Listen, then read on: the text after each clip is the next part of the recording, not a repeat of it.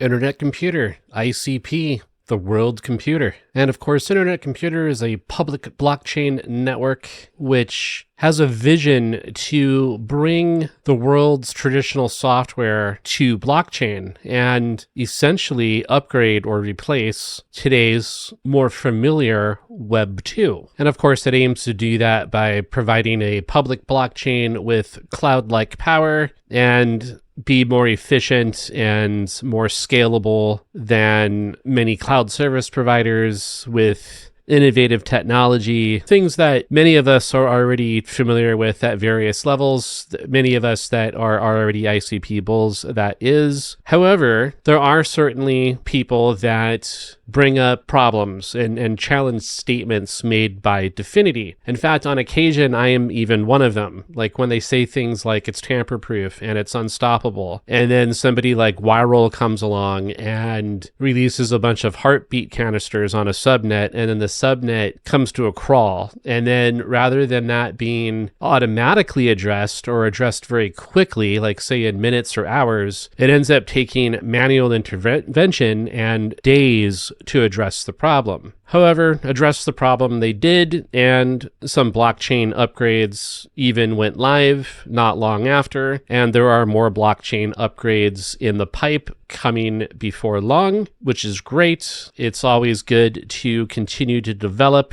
and innovate and bring more capacity and enable further use case for a project like Internet Computer. Well, one of ICP's naysayers recently had some things to say, and specifically Justin Bonds, who is the founder and CIO of Cyber Capital, which evidently is Europe's oldest cryptocurrency fund, at least just based on statements made on Justin Bonds' X account. And Justin has also been in crypto since at least 2014, and he has a number of concerns about ICP. So more specifically, Justin laid it out across 31 tweets, started off with a statement claiming that ICP is centralized and insecure. You can bring down ICP by only attacking 40 nodes in known and fixed data centers. And he goes on to point out a lot of things, like at most there are less than 40 nodes protecting the user at any one time. At worst, security depends upon a mere 13 nodes. And I'm not going to go point by point by point by point, but I will link this thread, which can be found on X, in the video description as well as in the pinned comment. But you can see here that, he's claiming that there's extremely low security guarantees, not a proof of stake system, and is even more delegated. An attacker would only have to take over or regulate 2/3 of a handful of known nodes. Proof of stake generally uses crypto economic incentives to prevent attack. So in other words, for example, like Ethereum validators, they have to have, I believe it's 32 ETH sitting on the validator at risk. And so if they pass bad transactions, it will cost them ETH, or in other words, it'll literally cost them money. There's also one of the points here where he says the ICP also makes the outlandish claim of infinite scalability, which is something that has always raised an eyebrow with me. I always just assumed that this was just marketing lingo, but at the same time, I'm not sure that it's the best choice of words. And he raises a number of points that, again, as I said, I'm not going to go through all of them. However, I wanted to bring attention to what's going on in the discussion, because there is a Twitter Spaces or X Spaces scheduled for tomorrow morning, Saturday, January 18th at 9 a.m. Pacific time. And I will also link to this in the video description as well as in the pinned comment for your convenience. Now, if you don't already have an X account, don't worry, it's free. You can listen to an X Spaces without having to have a paid account. You can even join the X Space as an anonymous listener. When you create your X account, you can just use some random username. You don't have to use your real name. So there's really not much reason not to join if you have any interest in hearing a lengthy discussion on going over many of the points that Justin points out and to talk about, like kind of do a sanity check, like which of these things still need to be addressed and improved upon, and which of these things are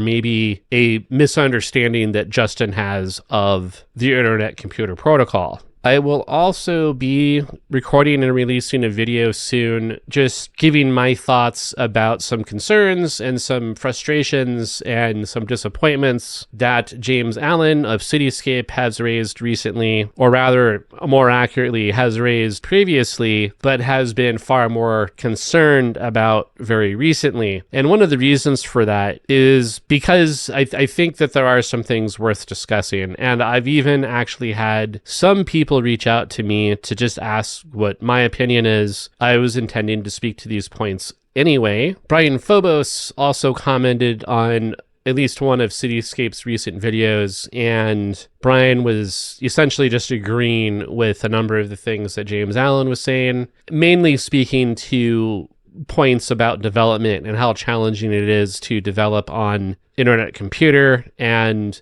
the apparent lack of concern or assistance that Dfinity provides. Now, I personally am not going to be speaking a whole ton about the developer experience because I am not a developer. And to put a little bit more of a finer point on that, in one of Jerry Banfield's recent videos, he has said previously that he's not technical, and a comment that he made recently reinforces that. Now, I don't know if he just didn't know what he was saying, or if it was just like a one of those times where you say something and then you later realize like, I shouldn't have said that because that's wrong. But what he said was something along the lines of, we're not all developers. We can't all, set up a server. And to be clear, developers don't set up servers. Systems administrators usually do that. And systems administration is more in line with my career path and the experience that I have. In fact, I have put up multiple servers.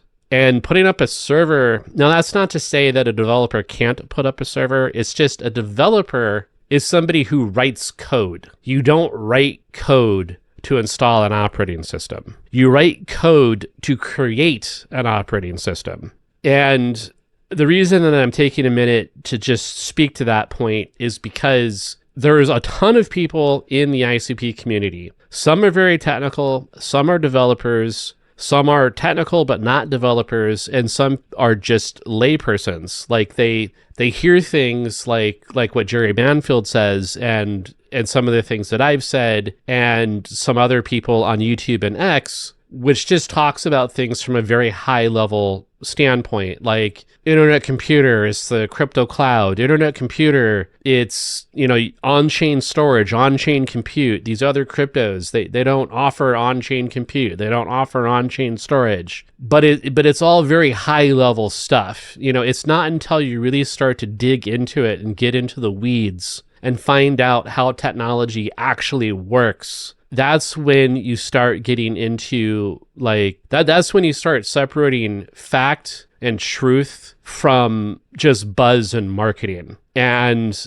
there is a big difference between those. And this is also one of the reasons why I think it will be interesting to listen in to this discussion tomorrow, Saturday, January 18th, 2025 at 9 a.m. Pacific time. Also, it crossed my mind to record this and post it to YouTube, but I decided not to do that because I don't even know who all the speakers are going to be, much less be able to try to request consent forms from all the people to record them. And I just don't want to risk upsetting somebody, and I also really don't want to risk any legal repercussions by recording people and posting it to the internet without their consent. So if you want to hear this discussion, my suggestion to you would be to tune in tomorrow morning, 9 a.m. Pacific on X at the links available in the video description and in the pinned comment.